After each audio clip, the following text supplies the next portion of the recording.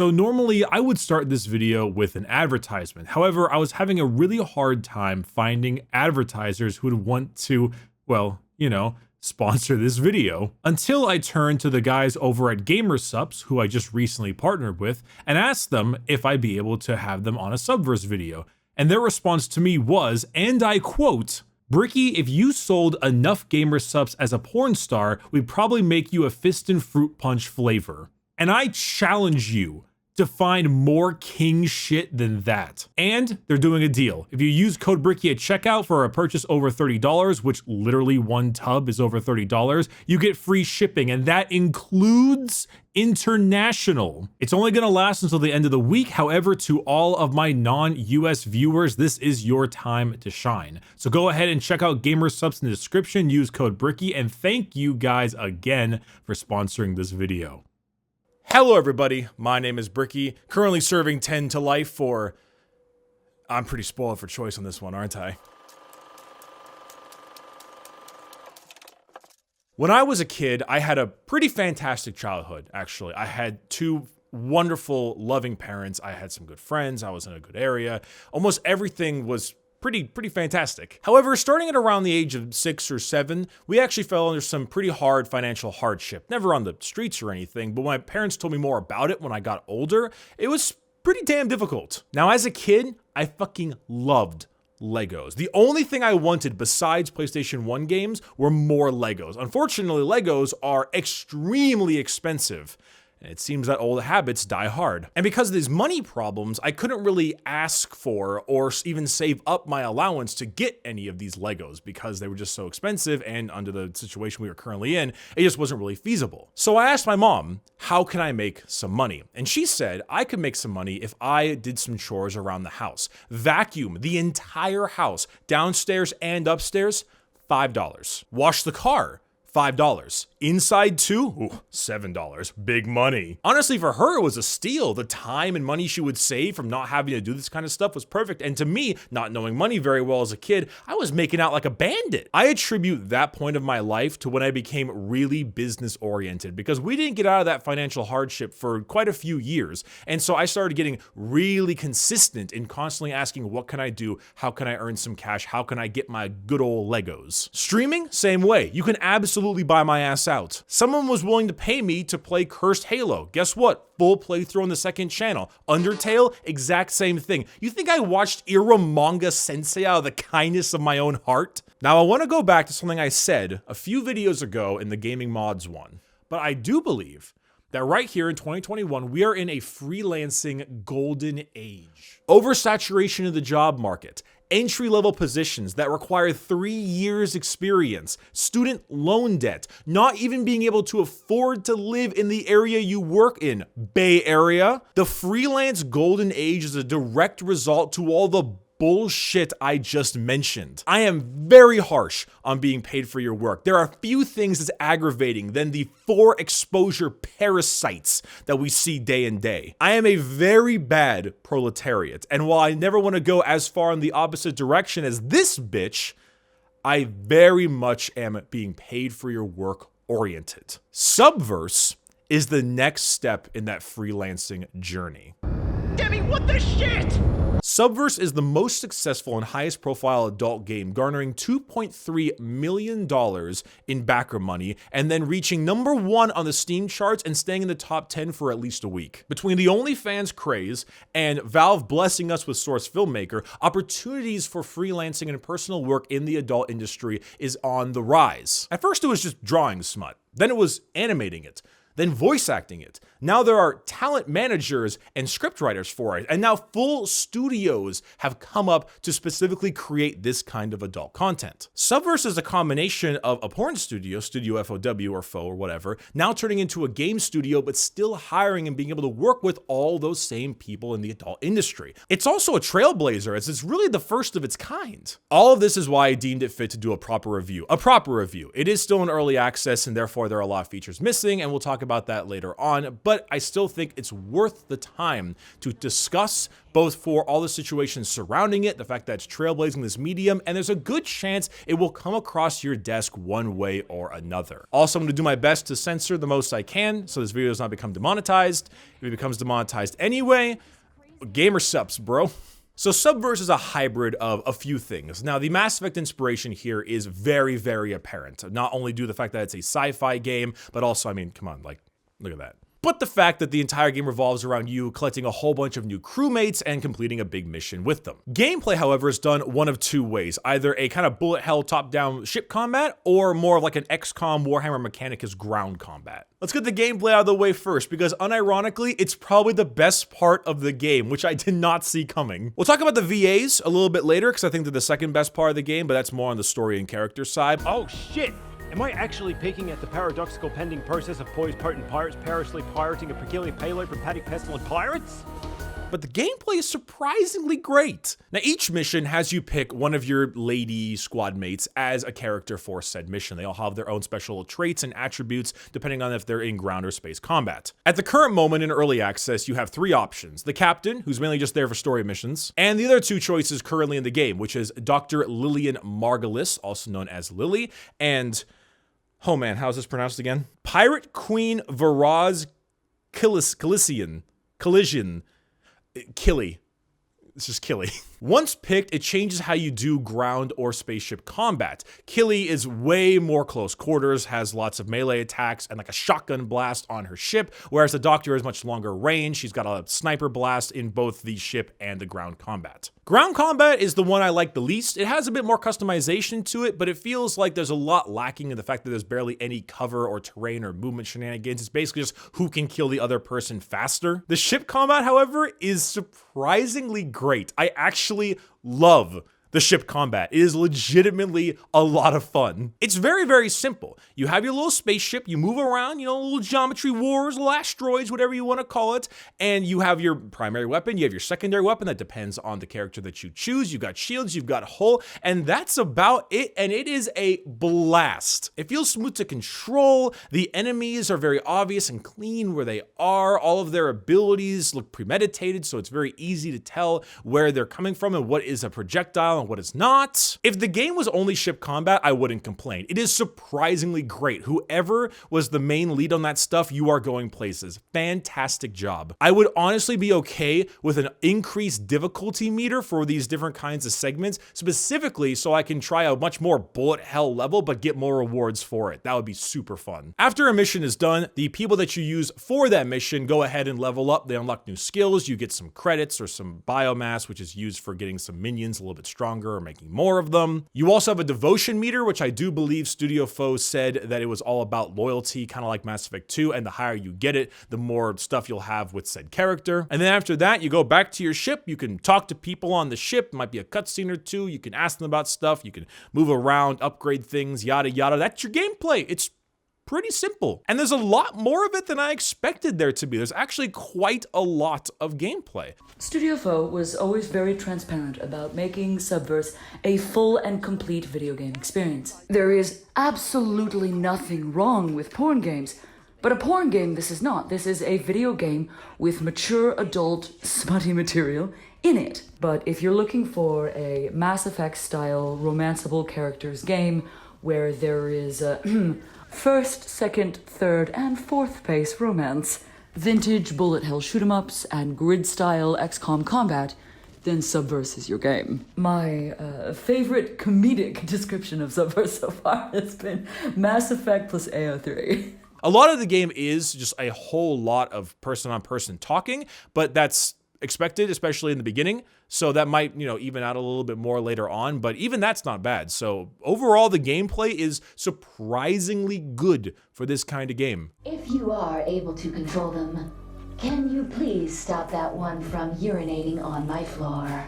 The story is also surprisingly good for this kind of game. It has an overarching political plot with like different people in power and how they're fighting for power, and there's different factions and races, and it's surprisingly well fleshed out. It is decently interesting. I don't want to go too into the story because it's actually something that's mildly interesting, but long story short, you're trying to overthrow one of the governments and you need a whole bunch of sexy women to help you do it. Hence the Mass Effect style, hence the recruiting of people, etc. We bounce back and forth between irreverent, fourth wall, Borderlands kind of style humor and sincere, profound plot. Only at first brush is it anti-censorship. And it is. The theme of anti-puritanical restrictions is already obvious in what's already been released. But we're telling so many more stories than that as well. We're telling the story of what it's like when humans aren't the center of the world. What happens when highly sexual women are also full and complete characters. What it means to be human, asterisk. What it's like to be a full, complete person with a sexual identity. I am most excited for the story. The characters, however, are probably the other best part of the game. The captain, who is the playable character and kind of a hybrid of like a smuggler Deadpool style character, at first wasn't so sure about him. He is extremely unapologetically Australian, and while he can't be as unapologetically Australian as my man Fusey over here, he does actually do a surprisingly good job. And with time, I learned to actually really enjoy his character more than I thought I would. Eric, you bloody ripper! How the hell are ya? So Captain, wasn't quite sure, but you sold me. Good on ya. However, in the current build of the game, there are 3 other lady characters that you'll be talking a lot to, which will be Demi, Lily, and Killy, which I didn't realize all of them rhyme. Demi is my personal favorite. She is the main robot that is on the cover. She helps with the Mary Celeste, great ship name by the way. And overall, I like her a lot because she has a lot of range. I had a character that was not human and not full robot, and through the course of her game, through her adaptive language learning, which is to say, her integrating the language of her crew more and more into her character and growing more and more human, someone that was already fully sentient and autonomous, but growing increasingly so over time. The result was this very dynamic character that kept having to change her intonations and develop and grow as a person. And that meant that the type of voice that Demi does had to alter over the course of the game, and that made a very, very cool acting challenge.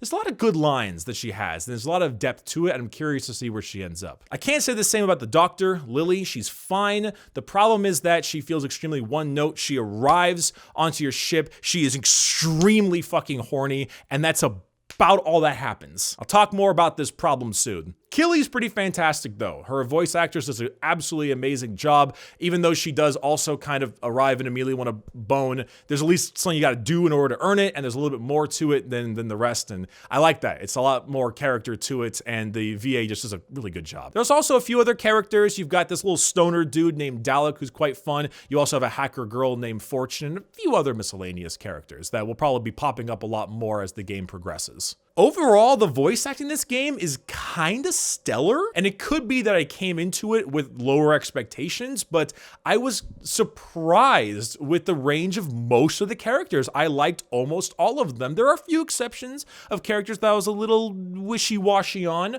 but overall, yeah, not bad. That's not a bad idea. How about I fly your ship into the nearest sun instead? Coordinates received. Course set for 0.00 with manual override and safety protocol disabled. Demi, what the shit? However, I've been trying to keep it entirely on positives for this video so far, but I can't keep discussing the characters and the story without getting into the negatives. So with all the things I've said so far being, pretty dang solid, let's dig a little deeper. Greetings, friends. Welcome to my home. The main issues with this game are the script, the insane tonal whiplash I get from said script, and communicating the early access stuff. The game is $30. I played through it twice. First time, casual playthrough, just going through my thing. Second time, full on, making sure I read everything, look at everything, specifically to record for this video. For $30, about 5 to 6 hours to do every single thing, including the side stuff, that's offered is ridiculously short. And that puts me in two mindsets. One, early access. Can't be too mad. It says early access. It's obviously early access. It's not the whole thing, but still, $30. It's a little steep. It puts me in the mindset that maybe they released it a little bit earlier than it should have been because they needed the finances. And it boggles my mind to say this, but $2.3 million for a video game is not that much. And considering what we have here is actually surprisingly good quality, it is definitely not that much money. An earlier release than expected to garner funds for the rest of the development of the game is something that would not pass my mind. And it's something that I understand. But even so, this is still the product we have. But in a weird way, it almost feels like self-sabotage because I went into this game, right, with decently lower expectations. Adult game, not really known for having fantastic quality. No, I had it pretty low. And then when I started playing the game, my expectations shot up because I was really impressed with what I was getting so far between the animations and the cutscenes and all. But then as the game went on, I started being greeted with content that was lower than my new expectations. The game is simultaneously a significantly better and worse game than I expected it to be. I go in thinking, oh my god, this voice acting is so good. The ship combat is really impressive. Wow, the story is mildly interesting, but god damn do I hate this script. And I don't mean dialogue specifically. Sometimes dialogue. Personally, I think that when General Blythe is talking with the extremely over-the-top, hardcore, evil Russian accent, her mentioning cock and balls is a little bit out of place. But script-wise, I'm referring to how the universe is taken advantage of. Because this game just can't help itself to tell every single dick joke, every single possibility of crude humor it can insert into its script at every single point in time. And I'm sure you're thinking, well, Bricky, porn game, of course it's gonna have a bunch of stuff like that. But that's the thing, is that the game doesn't seem to want to be just porn game. It doesn't want to be the porn Mass Effect. It wants to be Mass Effect with some porn. So when the entire game is talking about dick jokes, ball jokes, etc., crude humor, it feels out of place because when it's the captain, totally fine. Captain and the crew, totally fine. That's his character, makes sense completely. But then when the super evil characters and like the diplomats are talking about snorting coke and fucking aliens, it just feels a little bit weird. You wanna know why Deadpool works? It's because Deadpool is an insane, crazy, wacky character surrounded by regular people. So he's a contrast. It would have done the game so much better if it was just the captain that was the sex pervert, beer drinking, coke snorting crazy man with his, you know, sexy bot sidekick. And then the other characters were normal characters that eventually, you know, got swayed by the captain or devolved or whatever. Eventually became a little bit more like him with time. Okay, your pervert mechanic guy has a butt for a station. Fine. All right, whatever, totally fine. You are now invaded by a whole bunch of sex robots called fuckbots that have giant penis, vagina, and boob ships, and they are all going to penetrate said butt station while shouting lines like this. Put it up my fucking boy pussy, fuck! Same thing with their reference humor. It is so full of references. The main enemy government is called the Imperium that keeps its citizens under lock and key through a religious holy decree.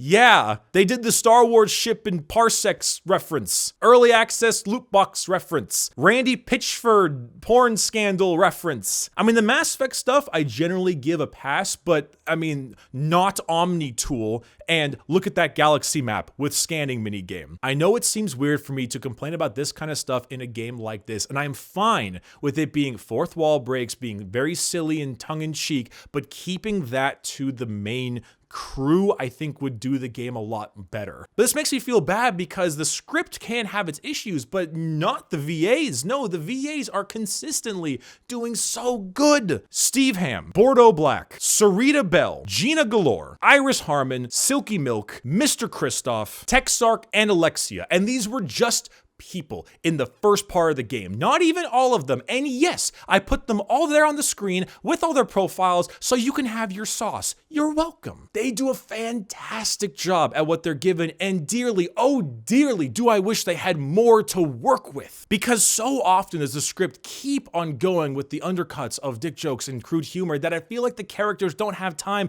to really develop and shine. At the moment, this is why I think Demi is the best, because the relationship between her and the captain performance, some of the fantastic humor and the conversations they have, and the variety of emotions really do well to start up in the character. Where on the other hand, Lily, despite having a very good voice actress, doesn't have that same feeling. And even though Killy gets to Pound Town a little faster than I'd personally prefer, at least there's like a prerequisite in order to get there, and it sort of makes sense character-wise. Ironically, Fortune, hacker character who hates the captain's guts, I'm really invested in because she's not immediately down to Pound, and because I want to know how do we get from here to loading screen border. And it might seem crazy that I'm arguing to take the adult content and push it later on into the game, because one of the complaints is that there isn't a whole lot of adult content. We'll get to that soon. But I feel like when you unlock it, it means that much more. It's that much sweeter. The reason a tiny little bit of partial nudity for 15 seconds with Liara Tassoni is so great is because it took us 20 fucking hours of development to get there. Speaking of getting there, let's talk about that stuff. I'm gonna have a really hard time blurring all this shit out. The adult content is spread around in which you get one scene with the character that you currently brought on board after you finish their mission, and then after that you have this still like filmmaker thing called Pandora, and each character has a bunch of scenes on the left that you can unlock using something called Pooter points. Again, with the dick jokes and stuff. These scenes are all mainly 3 to 5 second looped videos, with the better ones having a speed slider and a big old cum button. And as much as you're trying to get my decade-old Newgrounds nostalgia up and running, I won't be having it. It's pretty bare bones, and it feels decently outdated as well. Now, Studio Foe has put out a little bit of a statement addressing all these kinds of things, specifically on the game systems and the adult content, and they do seem to be promising a significant increase in scenes just as the game goes along, as well as very long multi-minute movies with characters when you get their devotion level and loyalty missions done, which is decently nice sounding. However, at the moment, what we have right here is pretty lackluster. It's very bare bones, it's very old school, and comparing it to the stuff just from like a graphical and texture environment, I don't know what game engine they're running it on, but just that kind of stuff, it does make it feel like it just doesn't compete with the things you can get. Like the freelancers, people who make stuff with SFM and Bender and stuff, I feel like them and their own private stuff is of a higher quality than what we're getting right here. Maybe not as much, but of a decently higher quality, and that could be due to the game's engine, that could be due to how long the game has been in development, it could be money, I don't know, but it does feel like it's a bit lacking and a bit outdated for what we currently have. A lot of the stuff here just doesn't feel like it was fully fleshed out, and it needed more time to cook. Between the adult content, between the dating thing, which is just giving them presents for pre-recorded responses that really doesn't seem like it means much, it doesn't feel like it's had enough time to cook. And so that's why, you know, I theorize a little bit of an earlier release due to finances. They're currently performing a song entitled Suck Every Dick in the Universe. Rounding out my thoughts, ground gameplay is a bit bare bones, needs a little bit more depth to it, and maybe some cover, more health on both allies and enemies, but it's pretty good. Ship gameplay is fantastic, could absolutely use a little bit more of an interactive thing, maybe some more abilities, definitely some better upgrades, but overall, pretty damn fantastic, good job. Voice actors are doing fucking amazing. All of you should be extremely proud of yourselves. You all elevate the game to a higher level of quality than I actually expected it would reach. So 100% fantastic job. As for the script, not quite as good. Definitely needs some tune-ups, definitely needs some fixes, fewer references, fewer crude humored stuff, at least with the non-main crew. Characters are a little over-reliant on the sex and stuff. I think it should be a little bit more of like a reward post than having it super integrated into their character alone of them just being super fucking horny, especially for the captain who's kind of a ditz. He's kind of a incompetent asshole at times, so a little weird. I would like a little bit more character and a little bit less like, oh my god, I want to put in my ass. Adult stuff needs work that seems to be coming, but does need work regardless. Textures, graphics, a little bit lower than I like. A little more variety, definitely. To Studio Foe and the people who work on it, I hope I have provided constructive criticism and not been overly harsh when talking about it. Other giant companies that make billions of dollars in loot boxes and such, I could shit on all day and every day. But for you, you are a smaller team. You are trailblazing a completely new medium. And if this medium continues to pick up, the success of Subverse will be a major attribute to it. The reason I am harsh is because I want this game to not just be a good adult game, but to be a good game. A game that takes regular gaming and adult gaming and blurs the medium. And because with that, we will have so many more opportunities for so many more people to work on projects like this. And as I've made very clear in the beginning of my video, I am all about that. To the voice actors and actresses, I will be watching your career with great interest. To all my fans who are watching this, thank you very much for sticking around. I understand it's not a video that I normally tend to make. However, as I mentioned way in the beginning of the video, anything to help me circumvent our currently broken system between jobs, student loan debt, etc., is something that I'm interested in, and this is an absolute example of that. Unfortunately for all of you, at the time of recording, there is something wrong with my internet, and I am unable to currently grab any questions at the moment, so I will have to put them on hold for today's video. But do not worry, because I'll have another video out very shortly, and we can go ahead and answer double the amount just for that. So thank you all very much for watching. It was a pleasure, and I will see you in about a week. Bye-bye.